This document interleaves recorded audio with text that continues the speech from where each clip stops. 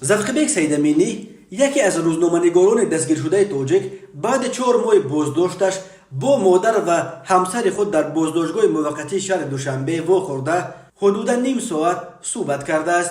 یکی از نزدیکان زفقبیک سیدامینی در صحبت با آزیا پلیوس گفت روز 29 اکتبر سال روان به مادر و همسر روزنامه‌نگار اجازه دادند در بازداشتگاه با او ملاقات کنند.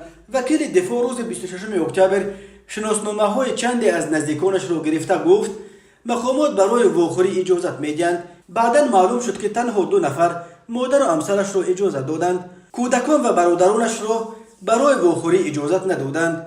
گفت منبع ما حبیسه یتیم و مادر روزنامه‌نگار بازداشت شده 31 اکتبر در صحبت با آزیا پلیوس گفت حدود نیم ساعت با پسرش صحبت داشت و زفقبیک سیدامینی بیشتر از کودکانش پرسید. از پشت شیشه طریق تلفن صحبت کردیم. سلامتیش خوب بود. یگان نشانه آزار و ضرب و شکنجه نمی نمود. از چیز شکایت نداشت. بیشتر کودکانش رو پرسید. ما هم از کودکانش و از اول و احوال خودمان گفتیم. کمتر چشمانش پرآب شد. روحیش هم خوب بود. گفت ابیسا یتیمووا. نامبرده افزود پسرش درباره پروندهش نیز صحبت نکرد و همچنین نگفته است که شکنجه شده است یا نه. در جریان ملاقات با مادر و همسرش زفقبیک سیدامینی به آنها شعر ایجاد کرده خود را با نام برای اوچه جانم و تسبیح برای مادرش ساخته را تقدیم نموده است. در شعر خود برای به حرف مادر گوش ندادن عذر خواسته است. گفته است که صبر باشد تو ببخشا مادر را که من نکردم خدمتت. از برایم در غم و نالان و هم سرسان تو صبر کن پیش خدا. صبر چو یعقوب نبی تا بیاید نزد تو فرزند در زندان تو.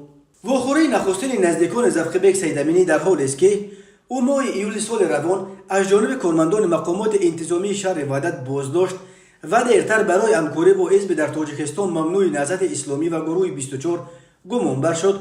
خود او و نزدیکانش همیشه ارتباط و همکاری با حزب و حرکت‌های ممنوع در تاجیکستان را رد کردند.